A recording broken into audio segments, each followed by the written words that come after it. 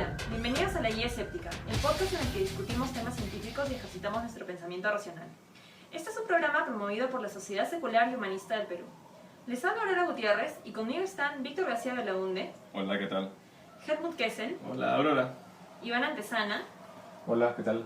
Adrián Núñez. Hola, hola. Y Julio Gutiérrez. Hola, Aurora. Hoy es 12 de febrero de 2015 y un día como hoy, en 1997, Japón lanzó su Observatorio Espacial Radioastronómico Haruka, el primero de su clase en todo el mundo. Haruka, la palabra japonesa, creo que significa Urano. No, Haruka significa muy lejos. Sí, bueno, radioastronomía, acá tenemos el observatorio de Jicamarca, ¿no? Que venía teniendo problemas legales con las municipalidades, o sea, con las administraciones municipales ahí. Las personas que nos escuchan podrían buscar un poco de información sobre Jicamarca y sobre el problema que han tenido con una pérdida de terreno, porque resulta que ellos les asignaron unos terrenos ahí alrededor de la zona y va a venir una persona que tiene desechos, o sea, un negocio no muy legal de relleno sanitario y ha tomado esos terrenos de alrededor, que ya eran propiedad del observatorio, ¿no? Parece que las personas que administran el observatorio necesitan que los ayuden. Pueda darse una vueltita por la página del observatorio, investigar un poquito, que vea cuál es la realidad de ahí, ¿no? Porque a nivel mundial sé que Jicamarca es un radio observatorio muy importante, ¿no? O sea, y muchas personas han venido acá al Perú a hacer sus tesis o diferentes estudios científicos por las condiciones que tiene ese radio observatorio, ¿no? Bueno, lo lamentable de este episodio es que realmente te dice cuál es la prioridad de la ciencia para los gobiernos, ¿no? Porque obviamente investigación fuera una prioridad, estas cosas no pasarían, ¿no? O sea, se movilizaría la fuerza pública, pero ahí ya uno hasta puede especular en muchas propiedades. Claro, acá se ha hecho norma la invasión, ¿no? Invadir, pero en este caso están invadiendo además a lo que es un bien público, o sea, y no solamente nacional. Ni siquiera, digamos, es un terreno que, entre comillas, es un terreno baldío, es un terreno que, digamos, está dentro, ¿no? Más o menos de una zona, dentro más o menos de la zona urbana y encima un terreno asignado, pues, ¿no? O sea, un terreno con papeles, imagínate, si te pueden invadir un terreno con papeles, ya de cómo te puedes defender acá, ¿no? No, definitivamente no hay respeto por la ciencia, ¿no? Y por la ciencia que maneja el Estado. Es importantísimo, de verdad. Las cosas que estamos haciendo acá, que se hacen en otros programas, por divulgar la ciencia, es medular, ¿no? El público en general no sabe de ciencia cómo distingue entre lo que es verdad y lo que es un engaño, ¿no? Si los políticos no saben de ciencia, ¿cómo eligen a los peritos que los van a aconsejar en la toma de decisión? El alfabetismo científico es muy importante a todo nivel, ¿no? El otro día en un almuerzo justamente con este grupo de astronomía, un amigo que trabaja en proyectos mineros contaba que una mina chilena contrata a un saborí para que ubique las vetas a un tipo con una ramita caminando por el piso. Calla. Radiestesia. De los políticos es bien importante. En general, ¿no? Todas las personas que deberían saber algo, por lo menos, de ciencia o tener un pensamiento crítico. Porque están tomando decisiones que van a afectar a muchas personas y deben mejorar su capacidad de razonamiento. Cuando la gente acá ha elegido congresistas porque sean personas muy preparadas o personas que tengan algo de preparación para hacer el trabajo para el cual están siendo elegidos. Elegir congresista a alguien es una especie de premio a su popularidad. Ahora, como es popular, vamos a hacerlo congresista. Los trabajos más difíciles que hay, si es que te lo tomas en serio, ¿no? Porque fulanito popular vamos a elegirlo para que sea médico cirujano o que sea ingeniero estructural. No, son trabajos por los cuales hay que prepararse igualito, porque eres popular no puedes ser congresista. Ser congresista es un trabajo para el que se necesita preparación. Ser popular es muy importante para poder ser ministro del Interior, por ejemplo, ¿no? Así es. Sí, la calidad de los tweets es importantísima. Normalmente sí se eligen a los ministros tomando en cuenta su preparación y su capacidad de hacer el trabajo, pero a los congresistas, para nada. Queda, por ejemplo, para la estadística, que cuando fue congresista, Díaz presentó más proyectos de ley que varios de sus colegas, abogados o, entre comillas, políticos profesionales. Muchas veces supongo que con copy y paste, Así. pero... Pero lo hizo. Varios congresistas, no voy a decir nombres, pero lo sé de primera fuente, no solamente nunca han presentado un proyecto de ley, sino que además nunca han hablado. O sea, sirven para votar, ¿no? Para que sea un voto a favor o un voto en contra, pero nunca han intervenido, nunca han pedido la palabra, nunca han discutido nada. Parlamentarios que no hablan. De acuerdo contigo, debería haber un mínimo porcentaje de congresistas que sean también científicos. Deberían escuchar leyes escépticas. Bueno, y aprovechando el tema de la política, Usualmente uno de los sesgos o de por qué no se puede, esos congresistas no tienen un pensamiento científico o simplemente están para votar, porque muchos de estos políticos tienen la mentalidad de, o una vez que formo parte de un partido, o estoy a favor, o voto a favor de mi partido, o voto en contra, ¿no? Solamente existen dos tipos de pensamiento, o a favor o en contra, o con todo lo que dice mi partido, o con nada de lo que dice mi partido, ¿no? Que es como funcionan las ideologías, o aceptas todo, o no aceptas nada. No existe un término medio. Y esto usualmente en la argumentación lógica es a lo que se le llama la falacia del falso dilema. La falacia del falso dilema es reducir las opciones o las decisiones que puedes tomar a dos. ¿Estás a favor o estás en contra de una ley, por ejemplo? No puedes simplemente tomar ciertos aspectos positivos de la ley que te parece que son beneficiosos, sino que tienes que aprobarlo completamente o desaprobarlo completamente. Como George Bush, ¿no? O están con nosotros y nos apoyan en la invasión de Irak, o están con los terroristas. Algo así, o como lo que dijo Boris Johnson en su campaña, ¿no? El que no está con mí está en mi contra. Claro, lo cual es completamente falso, ¿no? Si tú no tienes por qué reducir tus opciones. Y ahí el falso dilema, ¿no? Porque es falso que solamente tengas dos opciones. Tú puedes caer en el falso dilema o puedes no caer en el falso dilema. Hay una cita en una discusión en internet que era porque dos personas estén discutiendo no significa que una de las dos tenga la razón. El hecho de que dos posiciones contrarias se estén confrontando no significa que tengas que optar por una de ellas, ¿no? No Claro, significa que ¿qué uno Dios sea es más el- poderoso, mi Dios o tu Dios? Claro.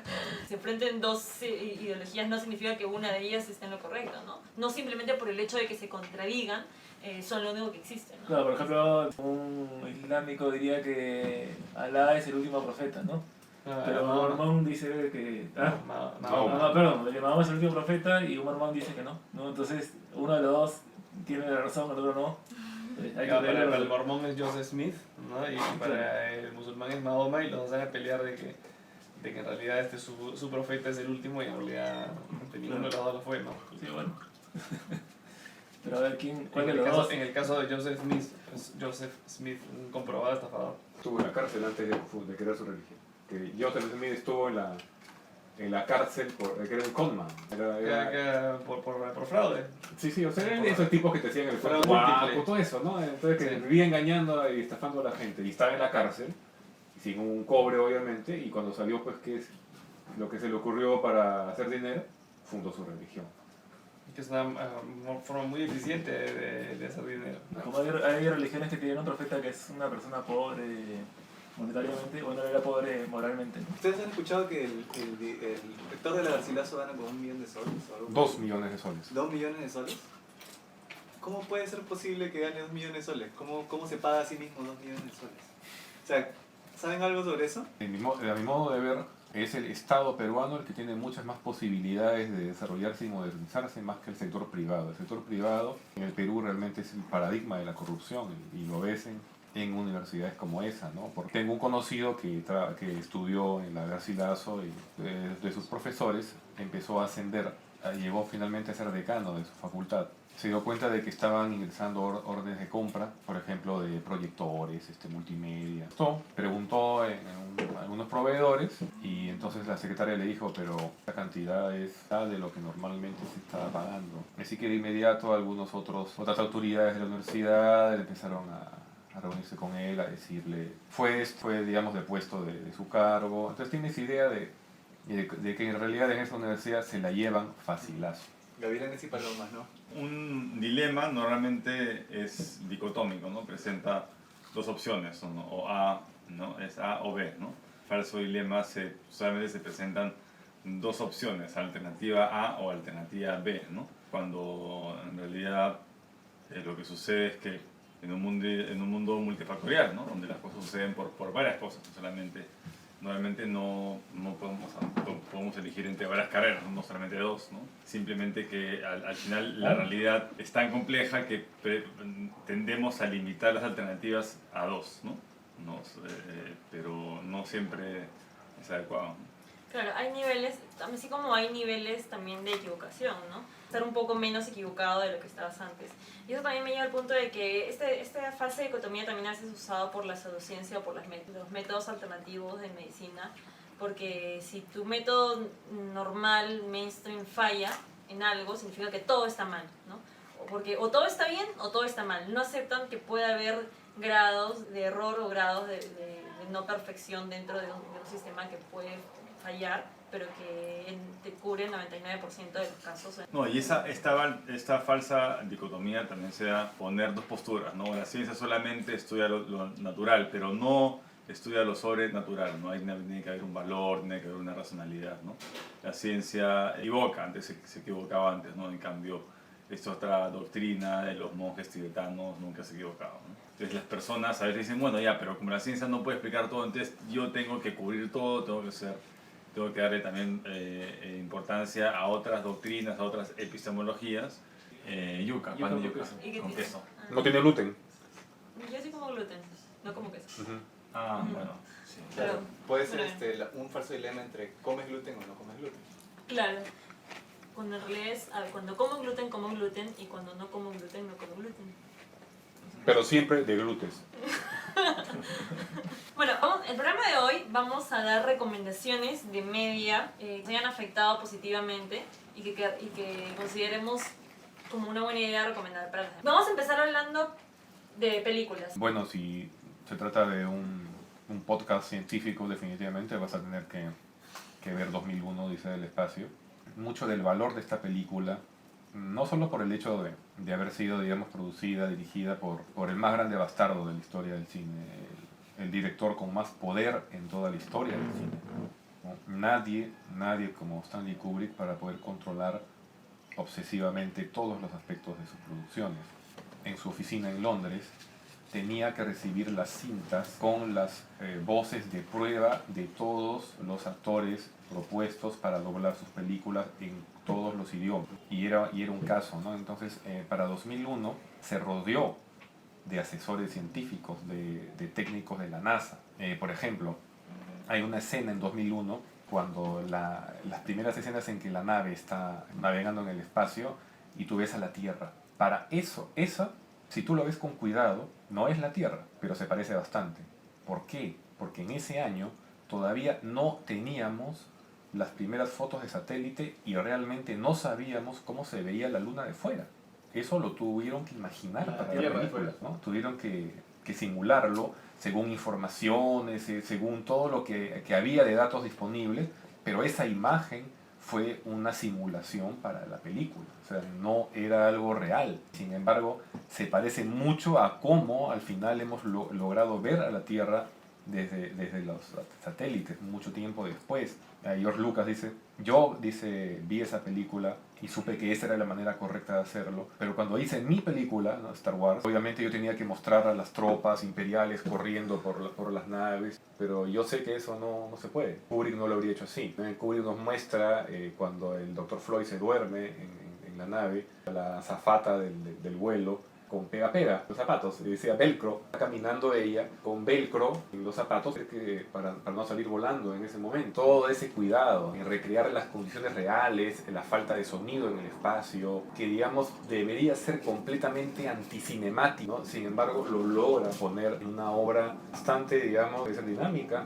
que tiene como un punto completamente polémico, el segmento final, Júpiter y más allá del infinito, que fue lo que desató el entusiasmo, la ira, etcétera, y toda la polémica, porque básicamente es una decisión cinematográfica.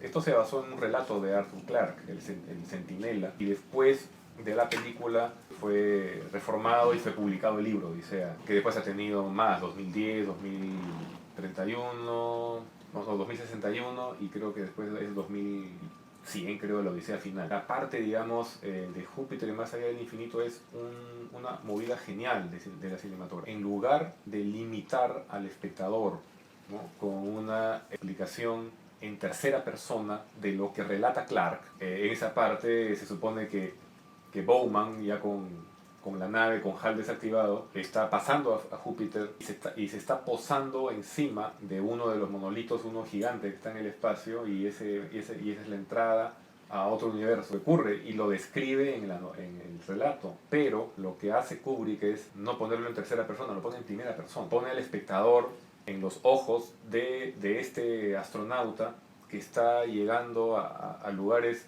donde el hombre jamás ha llegado, como reza el lema de Star Trek. ¿Cuál es la reacción que tú tendrías?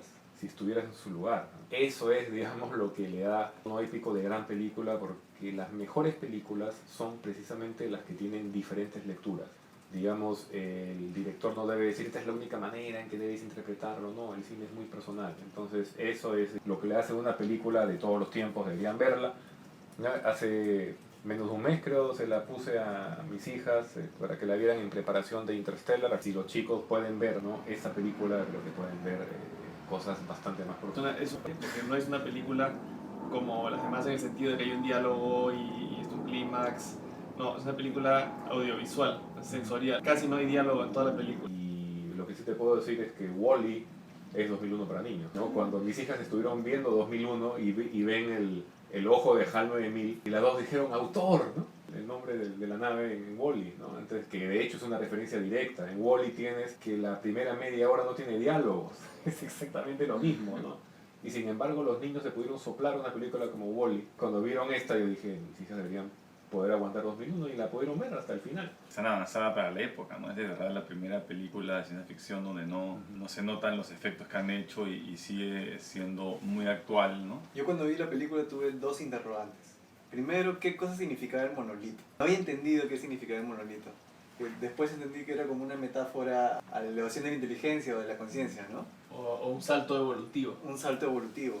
Y la segunda era justamente por qué se veía a sí mismo viejo. Era, de repente hay algo que entender ahí, de repente no hay nada que entender, pero sí me transmitió una emoción muy fuerte. El monolito es obviamente el símbolo fálico que nos muestra cómo Kubrick avalaba el sistema patriarcal de opresión hacia... Bueno, Bueno, no, es obviamente... En verdad, cuando lees el relato de Clark, como que pierdes un poco el encanto, ¿no?, de toda tu especulación, porque los monolitos son los seres extraterrestres, son los centinelas del relato. Son seres por los cuales que pueden vivir millones de años, y el primer monolito que está cuando los humanos están como homínidos todavía, y lo descubren, ¿no? Entonces ese monolito sencillamente sabe que todavía le falta a los humanos mucho, pero cuando lo encuentran en la luna y van a la luna y en ese momento sale todo el ruido, es porque el monolito está mandando la información a los otros monolitos en otros lugares diciéndoles los humanos ya dieron el salto, ya tienen la tecnología, están en otro nivel. Y Sí. el monolito de Chavín. Hay que verlo, hay que revisarlo cada cierto tiempo, ¿no? Por si empieza a emitir algo. Y el libro es muy bueno, ¿eh? El libro me gustó mucho también. El Intihuatana no puede ser un monolito si se eleva y da vueltas, que aparece en diferentes lugares. Puede ser significar un salto evolutivo si se da. Bueno, ya sabemos cuál va a ser la siguiente película peruana de ciencia ficción, ¿no? ¿Verdad? Deberíamos hacer una película de ciencia ficción acá, ¿no? El Intihuatana flotante. Lanzó. Son de Bueno, los cielos. la película de cómo los extraterrestres hicieron la línea de Nazca y Machu Picchu y todo. Claro, claro. Hay Una una mezcla de todo. Y claro, pero científicamente así riguroso, ¿no? Agarraron el lanzón y después... ¿Cómo hacían? Obviamente con el lanzón pudieron hacer los surcos de la línea de Nazca. Y después se los llevaron a Inglaterra para hacer los surcos en los campos de maíz. Indignante, ¿no? La gente no se da cuenta lo que habla cuando le quita todo el mérito a los antiguos nazcas, a los antiguos incas, en años, en horas hombre, en vidas, ¿no? El haber hecho Machu Picchu, el haber hecho las líneas de Nazca, para que después 4 estúpidos, unos siglos después, digan de que no, lo hicieron hacer los extraterrestres. Y algunos dicen, bueno, no, lo hicieron ellos, pero los extraterrestres les enseñaron cómo hacerlo. Le están quitando mérito a los ingenieros, a los arquitectos, a los pensadores incas y nazcas. O sea, Exacto, no, pobrecitos, eran demasiado idiotas, no podían saber cómo hacer una raya en el piso. Claro, eran básicamente obreros, ¿no? Porque la idea, la genialidad, la ingeniería viene de... Que lo hicieron los de la Atlántida. O sea, están hablando de la Atlántida, bueno, para empezar es un mito, pero es un mito griego. ¿No? Es un mito que tiene varios miles de años, ¿no? Y están diciendo que los atlantes hicieron Machu Picchu cuando Machu Picchu es del siglo XV. Machu Picchu no es viejo. Claro. Cuando estaban construyendo Machu Picchu, Santa Sofía en Constantinopla tenía 1000 años de construida. Ahora, lo que podría darle vuelta a toda esta explicación de los atlantes es la teoría de este inglés, ¿no? Según las medidas de la plaza principal de la ciudad de la Atlántida que están en uno de los libros de la República de Platón, descubrió que esas medidas exactas son las que están en la plaza principal de Tiahuanaco en Bolivia. Él postula que la Atlántida es Tiahuanaco. El problema es que Tiahuanaco, que al parecer la plaza de Tiahuanaco sí estuvo sumergida, sí era agua. era un puerto, no era una plaza para caminar. Pero el gran problema justamente es lo que tú mencionas, la cronología. Ahí hay mucho que debatir. No se dan cuenta que están desfasados por cientos o miles de años. Largometraje, algún cortometraje así que vale la pena. A mí, por ejemplo, me llamó la atención mucho uno que se llama The Gift, o sea, el regalo, ¿no? Es un cortometraje que dura 2 minutos, así, o 3, ¿no? Pero en esos 3 minutos han creado un mundo que parece que fuera como más o menos de acá a 70 años, y hay un montón de cosas que no vayas a entender totalmente lo que pasa en esa breve historia. Te da mucho espacio para pensar, ¿no? Si pueden busquen, está en YouTube. Y es maravillosa. O sea, si esa película durara como un largometraje, sería el mejor largometraje que podría ser visto, así, de ciencia ficción y acción. Bueno, una película que me impactó mucho desde chico fue Billy Elliot, niño hijo de mineros, machos rudos, ¿no? Que quería ser bailarín de ballet, ¿no? Porque era delicado, le gustaba la música. O sea, la lección que da la película es que los hijos no son propiedad de los padres, ¿no? y que está mal obligar a tu hijo que haga o que sea algo que tú no quieres, y que tu hijo va a ser feliz haciendo lo que le gusta, y tienes que apoyarlo para que sea el mejor en lo que sea que le elija. Bueno, obviamente hay ciertos límites para eso. Salimos de la ciencia ficción, ya para les recomiendo Splendor de Ettore Scola. Splendor es una película muy personal. Hay películas que al verlas, al ser tan dramáticas, te pueden hacer llorar. Una película que quisiera recomendar es Ghost in the Shell, como el fantasma... Ghost. Ghost. Ah, El fantasma... buenísimo. Kikoku Kidotai en japonés. Fantasma en la concha. No, esa es la versión porno. Pero no se traduce así, no recuerdo ahorita cómo se traduce. Pero bueno, se trata sobre... Una concha encantada, como una casa. Pues hay una película literalmente sobre una concha encantada. Pero bueno, precisamente de lo que estábamos hablando, de que no existe el yo, ¿no? ¿Qué cosa es? ¿Quién es quien maneja, controla tus pensamientos? Y bueno, para no spoilear, más allá de eso también se trata. Y al final, hacia abajo todo es materia, entonces con la cantidad y el alineamiento necesario de cualquier materia podría generar inteligencia. Podría emerger la conciencia y la inteligencia, y a raíz de eso el yo a partir de un alineamiento de materia, de pura información, de transmisión de información. Estás hablando del emergentismo, no sé si puedes explicar un poquito. Se trata de que no existe una fuerza creadora, elam vitae, ni nada más allá de la simple materia de la cual le da la conciencia, la inteligencia y al fin y al cabo la vida, ¿no? Porque lo que se dice es que la materia es simple, por lo tanto de la materia no puede emerger algo complejo o infinitamente complejo como la conciencia, ¿no? Por lo tanto, la conciencia a partir de la materia es imposible. Y hay una idea bien bacán en esa película, que es la conexión entre mentes. Porque en algún momento, ya lo voy a spoilear, en algún momento la protagonista entra en una especie de internet, pero mental. ¿Se imaginan ustedes si todos nuestros cerebros estuvieran conectados y podríamos compartir toda la información? ¿Qué tal? Una conciencia global, ¿no? Claro. Como una superconciencia. Miles de millones de mentes conectadas Wi-Fi. Exacto. ¿A qué le suena? Bueno, esa idea la usó Cameron en Avatar, ¿no? Ghost in the Shell ha sido un universo muy explotado. Es un manga de Masamune Shirow, llevado al cine por Mamoru Oshii, que también llevó al cine Ghost in the Shell Innocence, la siguiente película. Y Ghost in the Shell ha tenido, pues, después de 2 temporadas, creo, de una serie de televisión, ha tenido una película resumen de la primera temporada, ha tenido otra película y se viene una película en 3D pronto. O sea, es una de las franquicias de ciencia ficción animada. He estado pensando sobre la conectividad de los sistemas, ¿no? Cómo la diferencia entre las computadoras antes y después del internet. Y yo creo que podría ser algo similar con las mentes, igual, ¿no? Antes y después de una conexión de todas las mentes, de una conciencia global, tal vez, ¿no? Puede emerger una entidad aparte, ¿no? Puede ser algo más rápido, distinto, ¿no? Pero de alguna manera había un cambio cuando nos hemos conectado a través de internet, ¿no? O sea, todas las personas ahora ven como natural tener comunicaciones vía cartas, ¿no? Vía escrita con muchas personas que a veces ni conocen. Entonces el tipo de información que se intercambia es distinto también, ¿no? O sea, ¿ha emergido algo así por eso o no? O sea, yo, horas antes del internet, intercambiando información a través de un disco floppy disk, ¿no? o tal vez un discurso externo, ¿no? Pero igual demorada. Igual pasa con las personas que conocemos. Conversamos, intercambiamos una fracción mínima de la información que tenemos en toda nuestra conciencia. Entonces imagínate un mind melt, ¿no? Como los vulcanos, ¿no? Donde de verdad dos mentes se pueden entrelazar por completo y funcionar como una sola. Entonces tú de verdad puedes conectarte con una persona como nunca te hubieras podido conectar si no fuera por esa tecnología, ¿no? Yo creo que acá pueden emerger procesos completamente distintos, ¿no? Va a ser una revolución tan revolucionaria como el Internet lo fue para las computadoras, ¿no? Bueno, ahora vamos a hablar sobre nuestras recomendaciones de libros. Bueno, mi libro favorito es precisamente uno de divulgación científica, que es The Greatest Show on Earth de Richard Dawkins. No sé cómo lo traducen en castellano ese libro. Evolución. El más grande, no, creo. El más grande espectáculo sobre la Tierra. Sí, sí, más grande. Toda la explicación y te muestra toda la evidencia para la teoría de la evolución de todas las especies, ¿no?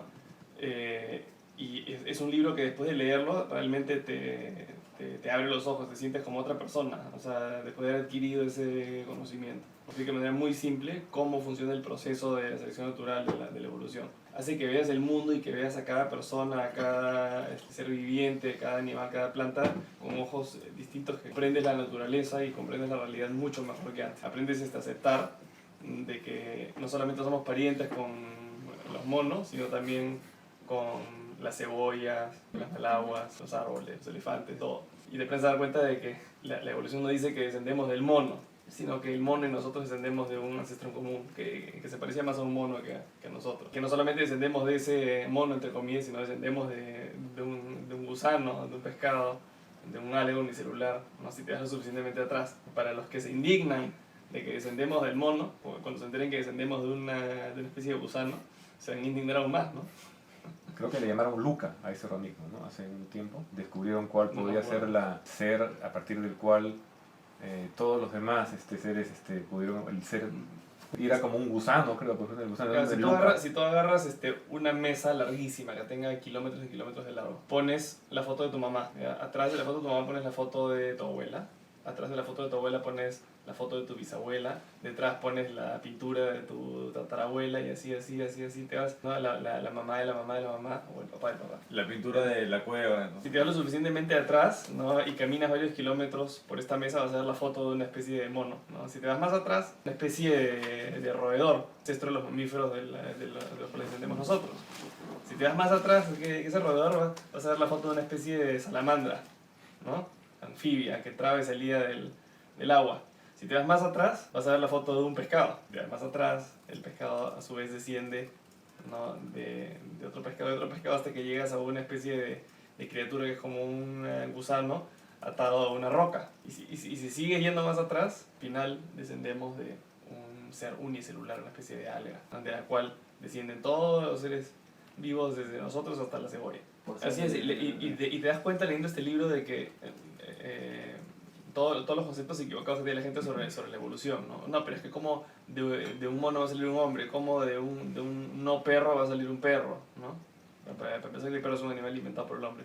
La evolución funciona como el crecimiento de un niño, ¿no? Al día siguiente el niño va a ser igual que el día anterior. Y el día siguiente va a ser igual que el día anterior y no te vas a dar cuenta porque todos los días lo ves. Pero en eso agarras y ves una foto de cuando tenía 2 años y una foto de ahora que tiene 5 y vas a ver que es una persona completamente diferente. Los cambios son imperceptibles, solamente los percibes cuando comparas al mismo organismo de tiempo muy largo. Cada cambio, ¿no? Es muy gradual y es imperceptible.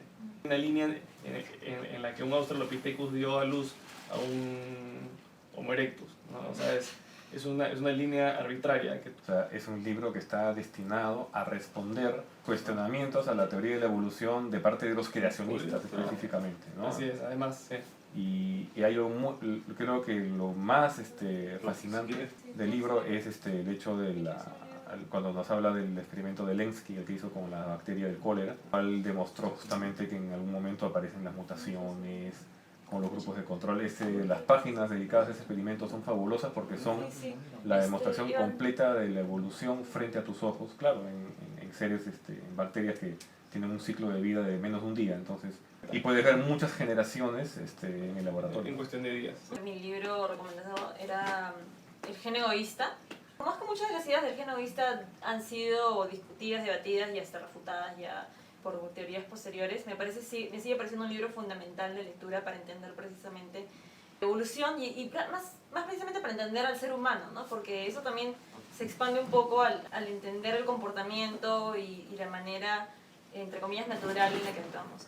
Porque la gente a veces no entiende el título, ¿no? No sé si puedes explicar un poquito, porque a Dawkins se le acusa de defender el egoísmo No tiene nada por, que ver. por el título, ¿no? Y la gente que acusa a Dawkins de defender el egoísmo es porque no han leído el libro simplemente, ¿no? O sea, han leído el título y han dicho el gen egoísta, por lo tanto es una oda al egoísmo. Pero no, el gen egoísta es el gen que simplemente busca su propia reproducción, ¿no? Busca su propia propagación. Copiarse. Por eso copiarse, y por eso es que se le llama el gen egoísta, porque la finalidad última de la existencia del ser humano no es más que servir como una máquina para propagar genes. Y es por eso que es una frase que muchas veces el ser humano no es más que el medio de un gen para hacer otro gen.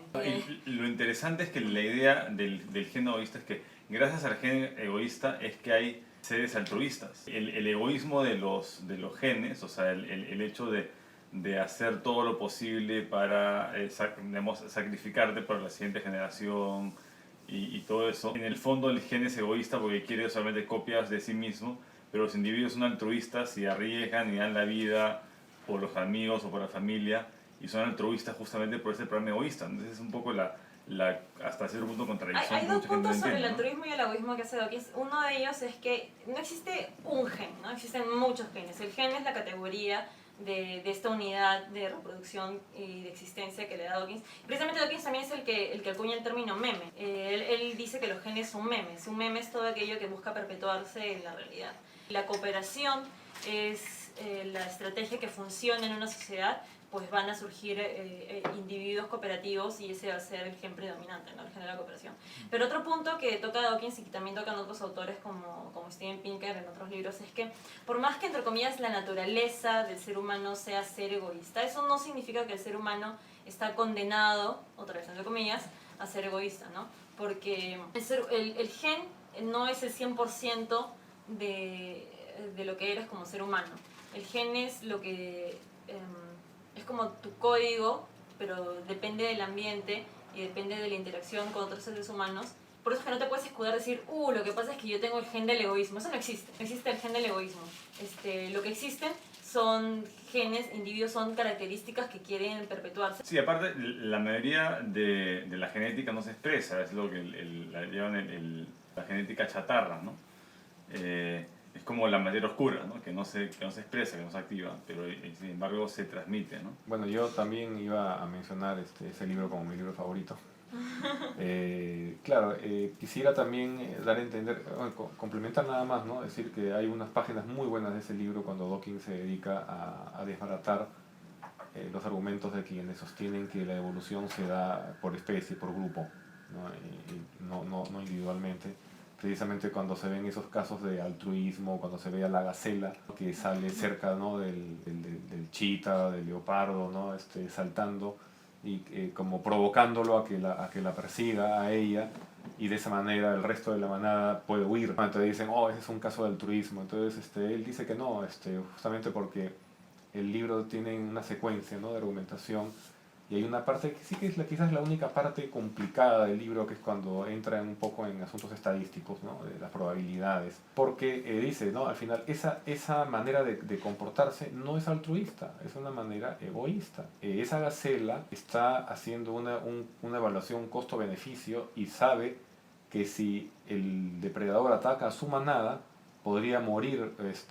Los que son más fáciles de alcanzar son siempre los más pequeños, las crías, y podría matar a una de sus propias crías, ¿no? Entonces, al final de cuentas, dice una decisión estrictamente individual, no es una decisión, dice, ¿no? De actuar por el bien de todos, dice, esa manera de glorificar. Dice. Y claro, hay un capítulo delicioso, creo que es el capítulo 9, que se llama La batalla de los sexos, que es divertidísimo de leer, hasta da risa.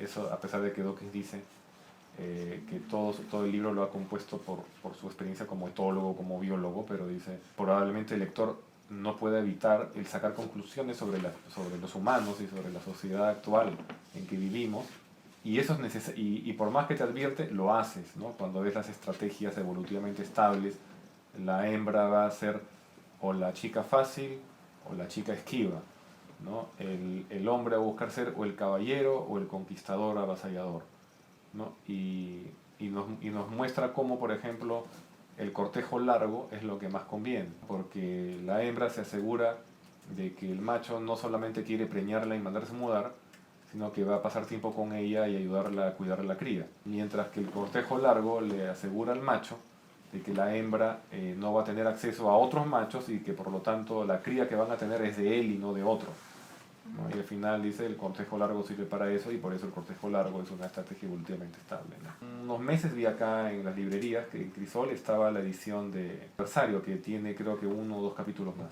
¿Por qué sería importante que la cría sea de un macho y no de un macho desconocido que cualquier otro? ¿Por qué el macho humano tiene esa forma de pene, ¿no? O sea, ¿por qué tiene el pene con esa forma? ¿Sabes por qué? Parece que nuestros ancestros no tenían relaciones sexuales como nosotros, sino que una hembra tenía en muy breve tiempo, en muy breve lapso, tenía relaciones con varios machos, ¿no?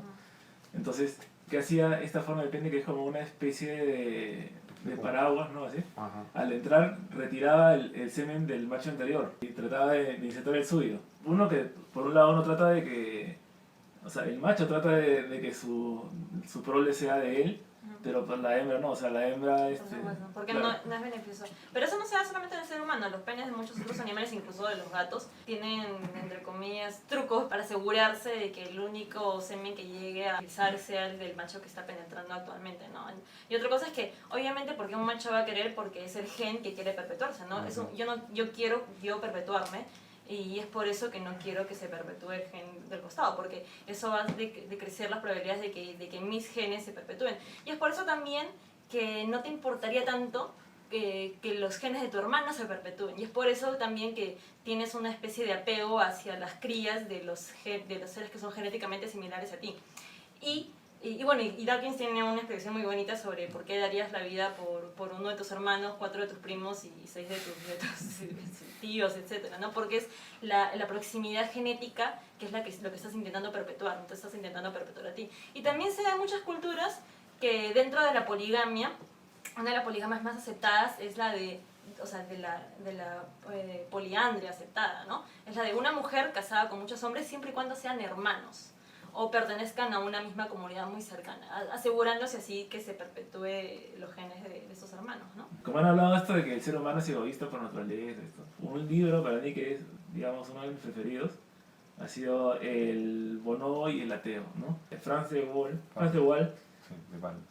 o de Waal, no sé cómo se dice en Sí, inglés, Waal. de Waal, ¿ya? Sí. En busca del humanismo entre los primates, ¿no? Y él lo que pone en ese libro es básicamente sus descubrimientos, cuando él ha visto cómo existe empatía y simpatía y actos de bondad entre algunos primates, y no solamente entre primates, sino entre también otros animales, pero básicamente entre chimpancés y bonobos, ¿no? Y él, a la raíz de estos descubrimientos y cómo se relacionan con nosotros, que también somos primates, explica cuál más o menos sería nuestro futuro como una especie que tiene una moral que supuestamente es más elaborada, ¿no? Y él encuentra que nuestro futuro es exactamente igual a la agenda humanista, ¿no? El humanismo es lo que científicamente se debe esperar de un comportamiento humano, ¿no? O sea, en el aspecto moral, ¿no? Y en el aspecto social también, cómo debe desarrollarse una sociedad, ¿no? Entonces, por este aspecto yo recomendaría que lean este libro, que creo que en castellano el título no tiene nada que ver, pero la carátula es un bonobo mirando a una persona de espalda, ¿no? Por si lo encuentran por ahí. Un poco la tesis del libro es que el humanismo es anterior a la religión, siendo la religión tan antigua y tan arraigada en el hombre. Perdón, creo que le han puesto el bonobo y los 10 mandamientos, ¿no? Sí, creo que sí. Bueno, es que justamente una de los postulados del humanismo es que la religión viene de el compás moral del hombre y no al revés. Uno suele decir de que la moral viene de la religión y es exactamente al revés. La religión viene de la moral. Una de las formas en las que el ser humano encontró para poder codificar la moral, el moral innato que ya tiene y la moral a la que llega después de filosofar un poco sobre el bien y el mal, ¿no? Claro. Entonces, eso combinado pues, con el aspecto sobrenatural, que no entendíamos cómo funciona la naturaleza, veíamos los fenómenos naturales a estos seres mitológicos, todopoderosos. Entonces, la combinación de esas dos cosas es lo que crea la religión, ¿no? Si yo sé que hay un ser todopoderoso que me va a lanzar un rayo, ¿no? Porque controla la tormenta, ¿cuál es la forma más eficiente en ese momento para poder asegurarme que la gente cumpla. Les quería hablar del último libro escrito por Carl Sagan, El mundo y sus demonios. La ciencia como una luz en la oscuridad es el subtítulo. Y es un testimonio personal, habla mucho de su vida también y fundamentos de la ciencia. ¿No? Dice que la ciencia, más que un cuerpo de conocimientos, es una manera de pensar. Habla de lo importante que es ser letrados científicos. Tiene un capítulo, por ejemplo, sobre extraterrestres. También una parte que habla sobre un kit de detección de mentiras, ¿no? Michael Sherman, que es el director de la revista Skeptic. Sherman. Sí. Michael Sherman, que es el director de la revista Skeptic, tiene resume las herramientas para detectar la mentira en 10 preguntas, ¿no? Que voy a leer rápidamente. ¿Qué tan confiable es la fuente que propone el modelo? ¿No? La comunidad científica acepta el modelo propuesto. El modelo es falseable, ¿no? Alguien ha tratado de refutarlo, el modelo, la idea que se propone, ¿no? Ha sido verificado por otros científicos, encaja el modelo como funciona el mundo, a dónde apunta la preponderancia y la evidencia, se está jugando bajo las reglas de la ciencia, está el modelo respaldado por pruebas positivas o solamente son pruebas negativas basadas en el misterio. Las dos últimas sería si el modelo que se propone, el modelo esterético, ¿no? Explica tanto fenómenos como el modelo antiguo. Y finalmente, creo que lo más importante en creyentes en la pseudociencia es si las creencias personales están impulsando la validación de este modelo nuevo. Bueno, ahora vamos a jugar ciencia ficción. En este juego expongo 3 noticias e investigaciones científicas, 2 de las cuales son verdaderas y una es falsa. Y ustedes tienen que ponderar sobre cada una de ellas para decidir cuál es la falsa. El día de hoy el tema son los premios Ig Nobel. Para los que no saben, los premios Ig Nobel son unos premios medio en broma, medio en serio, que se dan a investigaciones, cito, primero te hacen reír y después te hacen pensar. O sea, son investigaciones que no son tomadas muy en serio, pero son investigaciones serias y reales llevadas a cabo. Y voy a decirles 3 de los estudios que han sido ganadores de los premios Ig Nobel en el pasado. Son estudios reales, excepto uno, ¿no? Uno, un estudio revela que la gente que piensa que está ebria también piensa que es más atractiva. 2, un estudio revela que cuando los escarabajos estercoleros se pierden, encuentran el camino de regreso viendo la Vía Láctea. 3. Un estudio muestra que los chimpancés pueden reconocer a otros por fotografías de sus traseros. Julio, comienza. Que comience Víctor. A ver, la de los escarabajos haciendo pelotas de estiércol guiados por la Vía Láctea, y la de... Los chimpancés que reconocen a los otros. Eso sí puede ser. La gente que piensa que está ebria también piensa que es más atractiva. Yo creo que la de los escarabajos es falsa. ¿Por qué? Porque para poder distinguir la Vía Láctea de otras estrellas me parece que requiere de un ojo un poco más complejo del que tienen los escarabajos. Yo sí creo que es probable la de los escarabajos, ¿eh? Porque hay polillas que se guían por la luz de estrellas.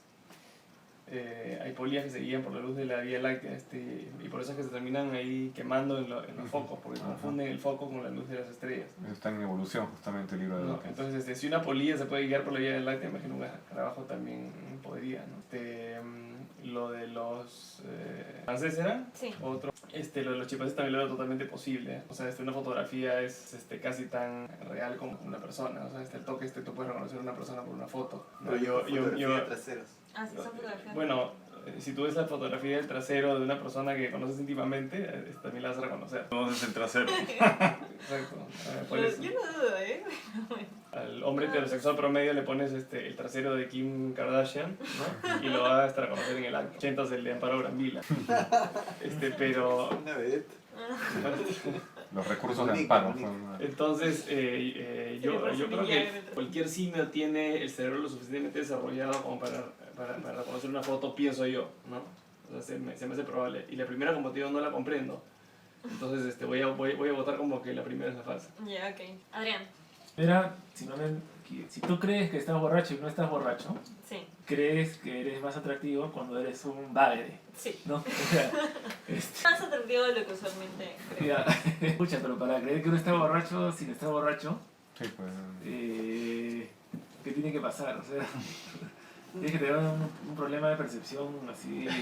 Entonces, sí, me parece plausible. Los escarabajos, las cucarachas. Escarabajos de estiércol. eso me parece difícil. O sea, yo creo que los insectos, o en realidad cualquier bicho que se guíe por una luz, no lo hace por la luz de una estrella, un conjunto de estrellas, sino o por el sol o por la luna. Por eso es que reaccionan ante un foco. O sea, se comienza a dar vueltas alrededor del foco, porque piensa que el foco es un punto que está lejano, y si tú te alejas, no cambia de posición, ¿no? O sea, lo usas como referencia. Entonces, yo creo que esa es la falsa, ¿no? Porque la de los chimpancés sí, no me parece nada jalado de los pelos. Después de leer el libro sobre chimpancés sí puedes afirmar que... Sí. Pero sí ven bien, ¿no? O sea, ven tan... tienen un lóbulo occipital desarrollado, ¿no? La corteza visual. Sí. O sea, pueden ver... Creo que no ven tan bien como nosotros, ven más o menos. No ven tan bien como nosotros, pero para ver un poto, no sé. Bueno, entonces Adrián le vas a la número 2. Sí, la Vía Láctea. Ok, Iván. Bueno, yo también pienso que efectivamente debemos compartir con los chimpancés la fascinación por ver traseros, así que eso me parece completamente válido, ¿no? Pero que hay un consenso en que esa es verdadera, sí o sí. No, esa es la tercera. Ahora, la primera sí, efectivamente, coincido con Helmut en que el traseo me parece muy raro, pero claro, son estudios que se han conducido de verdad, en apariencia, digamos, suenan bien estúpidos, ¿no? Entonces, me dejan las dudas. Lo otro es precisamente también lo que comentaba Helmut, que eso está en el libro, justo en el libro Evolución de Dawkins, donde explica este asunto de las polillas o los insectos voladores que se queman, ¿no? Con las velas o en los focos, ¿no? Porque obviamente dice la luz de los humanos está pues desde hace ¿cuánto? Desde hace 50.000 años, ¿no? De que se inventó el fuego o de que ya se utilizan los fuegos de alguna manera, mientras que estos animales han evolucionado millones de años antes y justamente tomando como referencia para el vuelo las luces, ¿no? Que provienen de las estrellas. Ahora, trabajo estercolero, un animal terrestre, y eso sí me hace dudar, pues, ¿no? Que un animal, o sea, yo puedo entender que un animal que vuela sí puede haber evolucionado considerando la luz del entorno, pero el escarabajo es pelotero que difícilmente vuela, ¿no? No sé. Pero hay escarabajos que vuelan. ¿El estercolero vuela o no vuela? Esa es la mi duda. pregunta, No ¿no? estoy Porque seguro las de- mariquitas esas vuelan. Pero algunos tienen élitros y no vuelan realmente, ¿no? Pero Entonces, vuela o no con la bola de... no, eso lo o le tiene dejo a un que... lado. Carajo, me parece que es un animal terrestre y yo creo que ahí no se aplicaría Ok, el entonces... sistema. Así que para mí la 2 también es falsa. Ok, entonces Iván, la número 2. Julio, que se supone que iba a ir primero. Ya, bueno, yo me voy a mandar con la número 3. Que nadie ha elegido. Por si acaso. No sé, yo no distingo entre dos chimpancés por sus traseros. Todos son peludos. No sé qué tantas señales pueden ver en un trasero. Y Te aseguro que bastante, pero bueno. Bueno, a menos que sea rompólogo, ¿no? La rompología, que puedes adivinar. La rombología es la pseudociencia, ¿no? Que dice que puede averiguar tu personalidad, predecir tu futuro, ¿no? Todo tipo tarot, pero leyéndote las nalgas. O sea, en vez de leerte la mano, te leen las nalgas. Peludez, Te tienen que rugosidad, dar forma, belleza, etc. Y según eso, pueden leer tu futuro, leer tu personalidad. tiene ¿no? sentido, ¿no? Si tienes el trasero duro... Lo inventó la madre de Silvestre Stallone. Claro. Claro, un trasero duro es un futuro inapropiado. ¿O no? ¿Qué podrías decir un trasero duro y blando? Ah, ya, pero bueno, de repente estoy siendo especista y es como decir que todos los chinos son iguales, no sé. Ok, entonces Julio va por la número 3. Ah, están esparcidos. Vamos a empezar por la número 3. Esto demuestra que los chimpancés pueden reconocer otros chimpancés por fotografías traseros. Sí, es verdad.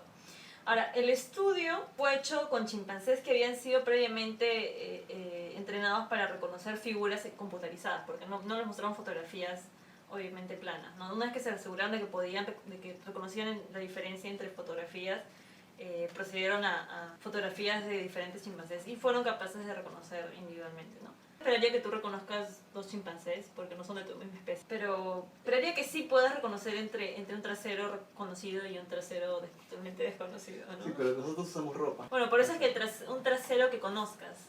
No dije traseros en general. Pero felizmente muchas damas utilizan ropa bastante pegada.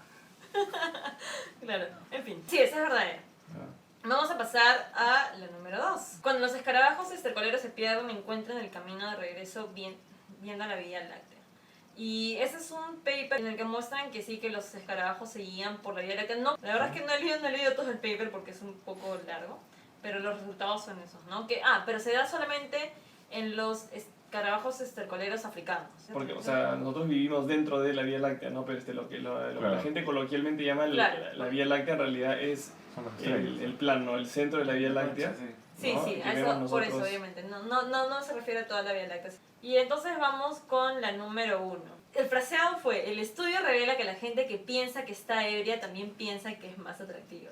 Y eso es lo que es falso, porque el estudio real es simplemente que la gente que está ebria piensa que es más atractiva. Lo que pasa es que no están jalados los pelos porque sí intentaron hacer este estudio. Intentaron porque hay gente a la que tú haces creer que está ebria y de hecho bajan sus capacidades motrices, ¿no? Entonces empiezan a escribir un poquito mal simplemente porque tú las has hecho creer que están ebrias.